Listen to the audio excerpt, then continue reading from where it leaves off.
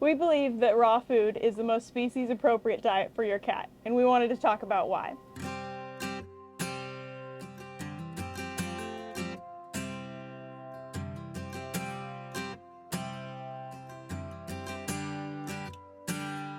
Cats are desert animals. They have not really been domesticated over the years. We have allowed these wild beasts in our homes, but we have not really changed them genetically very far from the wild cat that they started from in Africa, I believe, correct? In their natural desert environment, cats would not be drinking a lot of water. They'd be getting all of the moisture in their diet, things like birds, lizards, all the things that mama cat taught them to eat. So when we bring them into our homes, their body wants to continue on that cycle. It's been taught that you only seek out water to drink when you're not getting enough water from your diet. So if your cat has been spending a lot of time at the water bowl or not spending a lot of time at the water bowl, they're generally not getting enough moisture. The way we can mimic that ancestral diet is by adding the raw food, which is going to be high meat, just like what they naturally would have, and then that moisture as well. So how do we get a cat to eat raw food? Changing food at all is kind of tricky with cats. They're definitely stubborn. We have 3 tips to help transition into a more species-appropriate diet. First one is don't mix the new food in with the old food right off the bat.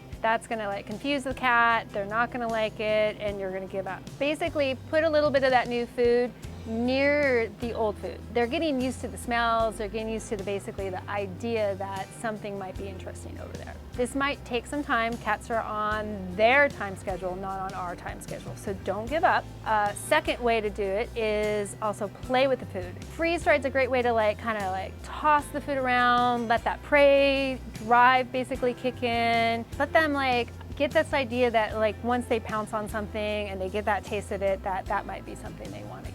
So have fun with that. Third way is making sure that the new food, when it's starting to transition and they're getting the idea, is not associated with the old food. It could be a different bowl, whole different part of the place where you normally feed it, whether it's the kitchen or the dining room, put it someplace new. They're basically thinking this old spot, this is where the old food is. The new spot is where the new food is, before you even combine. That could work with some cats, but more than likely, I would try some separate and get some play and prey drive involved in that. Definitely remember that it's gonna take some time. The cat, like I said, is on their own time frame. We're re-imprinting on them a new way to eat. So it could take a week, it could take a month, it could take 6 months. But don't get up, because the species-appropriate way is going to keep your cat healthy. We're going to have less UTIs, we're going to have less kidney issues, if none is the goal, and less trips to the vet for any sort of urinary health. Also remember that cats are very opinionated on their protein. Kind of pay attention to that.